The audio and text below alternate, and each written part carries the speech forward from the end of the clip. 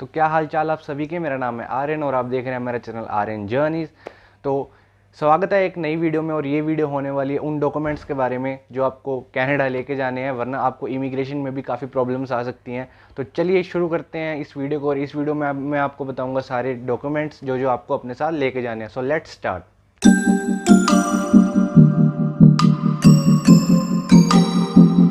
जो सबसे पहले डॉक्यूमेंट है वो है एक आधार कार्ड। आप सबके पास, अगर आप इंडिया में रहते हैं तो आपके पास एक आधार कार्ड आईडी होगी, तो आपको वो अपने साथ में लेके जानी है। एंड और जो भी मैं आपको डॉक्यूमेंट्स बता रहा हूँ, आप इनकी एक कलर फोटो, 2 से 3 कलर फोटोकॉपी और आप 4 से 5 ब्लैक एंड वाइट फोटोकॉपी करवा लीजिए, आपके काफ़ी काम आएगी। फिर होता है एक पैन कार्ड। आपके पास भी एक पैन कार्ड होगा अगर आप इंडियन सिटीजन हैं। अगर आप 18 से ऊपर हो गए, 18 से नीचे भी हैं, तो भी आपके पास एक माइनर पैन कार्ड होगा, क्योंकि पैन कार्ड के बिना जीआईसी नहीं भरी जा सकती। तो आपके पास जो पैन कार्ड होगा वो भी आपको साथ में लेके जाना है। तो जो तीसरा डॉक्यूमेंट है वो है एक ड्राइविंग लाइसेंस। अगर आपके पास एक ड्राइविंग लाइसेंस है इंडिया में तो आप उसको अपने साथ ले जाइए। एंड अगर आपके पास नहीं है तो आप इसको स्किप कर सकते हैं। फिर जो फोर्थ डॉक्यूमेंट है वो है एक डीएल एक्सट्रैक्ट। अगर आपके ड्राइविंग लाइसेंस पे आपके पास एक्सपीरियंस है तो आपको एक डीएल एक्सट्रैक्ट मिलता है अपने आरटीओ रीजनल ट्रांसपोर्ट ऑफिस से।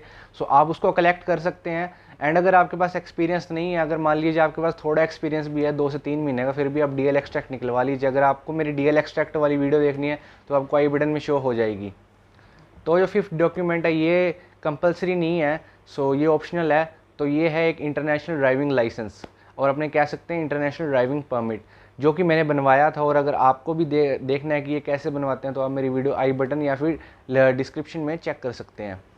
फिर जो अपना सिक्स डॉक्यूमेंट है वो है एक बर्थ सर्टिफिकेट। आपके पास भी एक बर्थ सर्टिफिकेट होगा जो कि आपको अपने साथ में लेके जाना है। ये ध्यान रखिएगा, अगर आपका बर्थ सर्टिफिकेट हिंदी में या फिर आपकी कोई भी रीजनल लैंग्वेज में है तो आपको उसको इंग्लिश में कन्वर्ट करवा लेना है। आप इंग्लिश में कन्वर्ट करवा के जो आपका पुराना वाला बर्थ सर्टिफिकेट है और नया जो इंग्लिश में बनेगा, उन दोनों को आपको साथ लेके जाना है। एंड जो स्टूडेंट्स क्यूबेक जा रहे होंगे उनको तो पता होगा कि अपने को CAQ के लिए बर्थ सर्टिफिकेट वगैरह भेजना पड़ता है। फिर बारी आती है पासपोर्ट साइज़ फ़ोटोज़ की। आपको 30 to 40 पासपोर्ट साइज़ फ़ोटो निकलवा लेनी है। ये आपके काफ़ी काम आएगी। उधर पासपोर्ट साइज़ फ़ोटो काफ़ी महंगी बनती है, तो आप यहाँ से ले जाइए। वो किसी भी डॉक्यूमेंट वगैरह पे लगानी हो तो ये काफ़ी काम आ जाएगी। एंड अगर मान लीजिए इमिग्रेशन में कोई डॉक्यूमेंट वगैरह भरना है तो ये वहाँ पे भी काम आएगी आपके। फिर बारी आती है एक वैक्सीनेशन सर्टिफिकेट की। वैक्सीनेशन सर्टिफिकेट 2 टाइप के होते हैं, एक तो लोकल सर्टिफिकेट होता है और एक इंटरनेशनल होता है। मतलब एक डोमेस्टिक और एक इंटरनेशनल।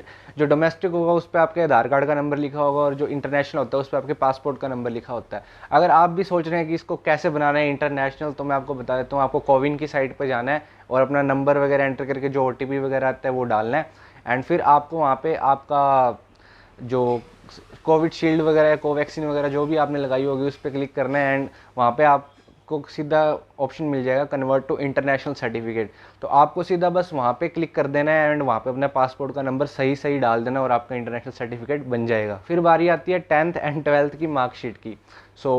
इसमें ये ध्यान रखिएगा कि कुछ जो मार्कशीट होती है, जो पुराने पास आउट होंगे उनको सर्टिफिकेट अलग मिलता है, मार्कशीट अलग मिलती है। बट अब सर्टिफिकेट कम मार्कशीट साथ में ही आने लग गए हैं, तो ये भी ध्यान रखिएगा अगर आपका सर्टिफिकेट अलग है पासिंग तो आप उसको अपने साथ लेके जाइए अलग से। और फिर बारी आती है जो भी, अगर आप ग्रेजुएट हुए हैं तो आपको काफ़ी ट्रांसक्रिप्ट्स वगैरह मिली होंगी कॉलेज से, काफ़ी सर्टिफिकेट्स वगैरह मिले होंगे, तो वो भी आपको साथ लेके जाने हैं। ये तो थे कुछ जर्नल डॉक्यूमेंट्स। अब बारी आती है उनकी जब आपका आइल्स से प्रोसेस आपका स्टार्ट हुआ था।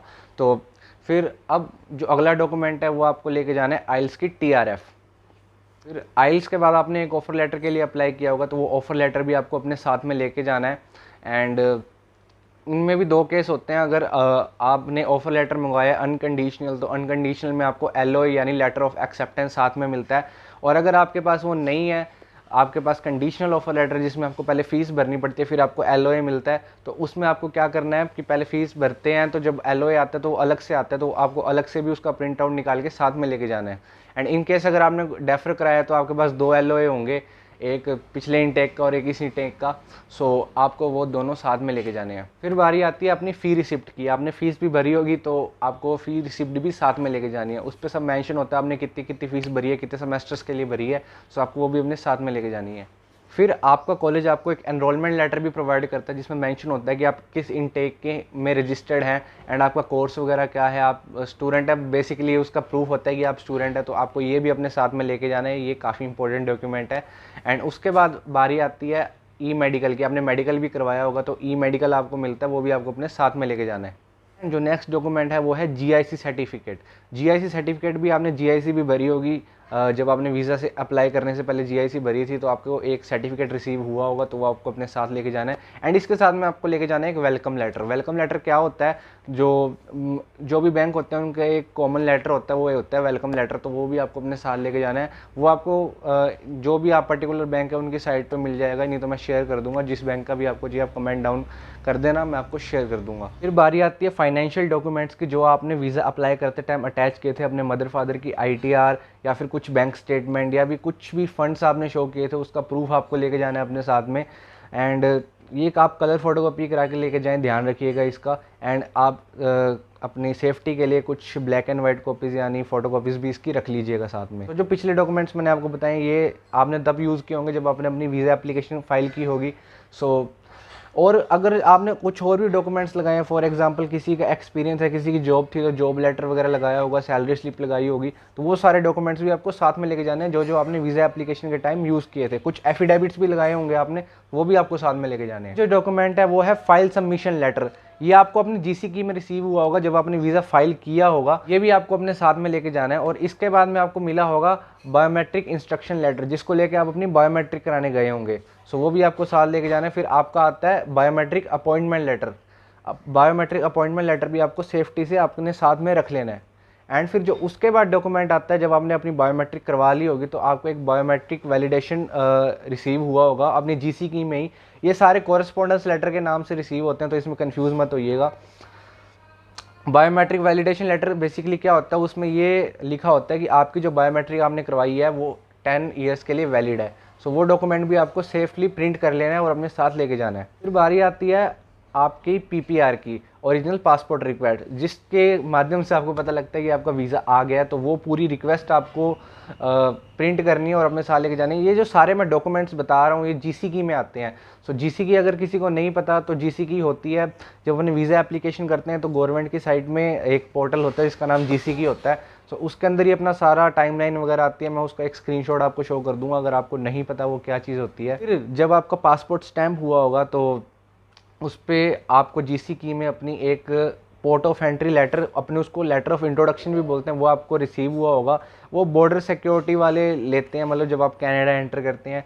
सो वो भी काफ़ी इंपॉर्टेंट डॉक्यूमेंट है एंड वो भी आपको अपने साथ में लेके जाना है। और एट द एंड आपको क्या करना है, अपनी जीसी की का एक स्क्रीनशॉट ले लेना है जिसमें आपका सारा कुछ होता है कि आपने बायोमेट्रिक कब कराई थी, आपका वीज़ा कब आया था, तो वो भी आपको अपने साथ में लेके जाना है। अगला जो है वो है आपकी फ़्लाइट टिकट। आपको अपनी फ़्लाइट टिकट भी प्रिंट कर लेनी है आपकी सेफ्टी के लिए, क्योंकि कई बार फ़ोन में ज़्यादातर लोग क्या करते हैं, अपनी फ़ोन में टिकट होती है उनके और वो सीधा वो दिखाते हैं, बट इनकेस नेट ना चले, कोई एप्लीकेशन क्रैश हो जाए, तो आपको अपनी टिकट भी सेफली प्रिंट कर लेनी है एंड वहाँ पे दिखा देनी है। फिर बारी आती है उस डॉक्यूमेंट की जो आपको अपने कॉलेज या यूनिवर्सिटी से मिलता है, जो कि है ट्रैवल सपोर्ट लेटर। सो काफ़ी यूनिवर्सिटीज़ या कॉलेजेस ये प्रोवाइड करते हैं, कुछ नहीं करते। फॉर इन माय केस मैं सैनिका कॉलेज से हूँ, मेरे को इसकी कोई ज़रूरत नहीं है ट्रैवल सपोर्ट लेटर की। ये उस टाइम दिया जा रहा था जब कोविड चल रहा था, तो अब काफ़ी यूनिवर्सिटीज़ ने तो बंद कर दिया और कुछ अभी भी प्रोवाइड करती है। आपको अपनी यूनिवर्सिटी से कंफर्म करना है कि वो दे रहे हैं या नहीं।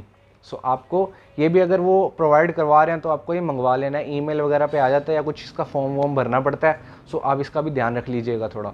फिर अराइव कैन ऐप होती है एक, जो अपने को वहाँ जाने से पहले भरनी होती है, जो वहाँ की गवर्नमेंट ने कहा है कि अपने को भरनी ज़रूरी है। अपनी उसमें सारी फ़्लाइट डिटेल्स वगैरह डालनी होती है। एक बेसिकली ऐप होती है, आपको एंड्रॉयड या एप्पल प्ले स्टोर पे मिल जाएगी। तो मैं उसके ऊपर भी जल्दी एक वीडियो बनाऊँगा कैसे अपने को फिल करनी है। एंड उसकी भी जब आप उसको फिल कर देते हैं उस सारी इन्फॉर्मेशन को, तो आपको एक रिसिप्ट वहाँ पे आती है। आप उसको डाउनलोड करके अपने फ़ोन में भी रख सकते हैं एंड उसको आप मतलब फ़ोन में भी रख सकते हैं उसको, एंड आप उसका प्रिंट निकाल लीजिए तो ज़्यादा ठीक रहेगा। किसी को भी दिखाना हो तो फास्टली आप उसको दिखा सकते हैं। डॉक्यूमेंट है वो है कन्वर्जन बिल या फिर कैश का बिल, अपने कुछ भी कह सकते हैं, डॉलर्स का बिल। सो आपने यहाँ से इंडिया से कुछ डॉलर भी कन्वर्ट कराए होंगे, पक्का जितने भी कराए हैं, तो वो आपके पैन कार्ड पे कन्वर्ट होते हैं। तो उसमें आपका पैन कार्ड नंबर अटैच होता है बिल में, तो वो एक बिल फॉर्मेट में देते हैं जो भी जहाँ से भी आप कन्वर्ट करवाएंगे। तो आपको बिल भी अपने साथ रखना है। सो ज़्यादातर केसेस में मांगते तो नहीं है, बट आपको फिर भी अपने साथ में रखना है। तो वो आपकी हेल्प करेगा कि डिस्क्राइब करने में कि आप कितना कैश अपने साथ कैरी कर रहे हैं। एंड अगर आपको कन्वर्जन के ऊपर वीडियो देखनी है, फॉरेक्स कार्ड के ऊपर वीडियो देखनी है, तो वो आपको आई बटन या फिर डिस्क्रिप्शन में मिल जाएगी। ये थे डॉक्यूमेंट्स जो मैंने आपको इस वीडियो में बताए। सो क्या आपको क्या करना है, इन डॉक्यूमेंट्स की PDF बना के अपने फ़ोन में भी सेव कर लेनी है। पोर्ट पे जाते टाइम आपको ये भी ध्यान रखना है, आपको 2 फाइल्स बनानी है। एक तो ओरिजिनल की आपको रखनी है, सारे ओरिजिनल डॉक्यूमेंट्स उसमें रखने हैं, और एक फ़ोटोकॉपी की भी फ़ाइल बना लेना, काफ़ी ठीक रहेगा, क्योंकि कई बार आप फ़ोटोकॉपी वाली फ़ाइल भी उनके आगे रख सकते हैं, तो इसमें कोई प्रॉब्लम आती नहीं है। तो यही थे सारे डॉक्यूमेंट्स जो आपको अपने साथ में लेके जाने हैं, इसमें से कुछ भी मिस मत करना। एंड हो सके तो ये वीडियो आगे से आगे शेयर करना, ताकि कोई भी आपका दोस्त जो कनाडा जा रहा है वो कुछ डॉक्यूमेंट्स फॉरगॉट ना कर दे। सो यही थी आज की वीडियो। अब मिलेंगे किसी और नई वीडियो में। आप रेगुलर अपडेट्स के लिए मेरे को इंस्टाग्राम पे फॉलो कर सकते हैं, मेरा आपको यूज़र नेम शो हो रहा होगा स्क्रीन पे। सो ऐसी सपोर्ट दिखाती रहिए। थैंक यू इस वीडियो को देखने के लिए, and have a nice day.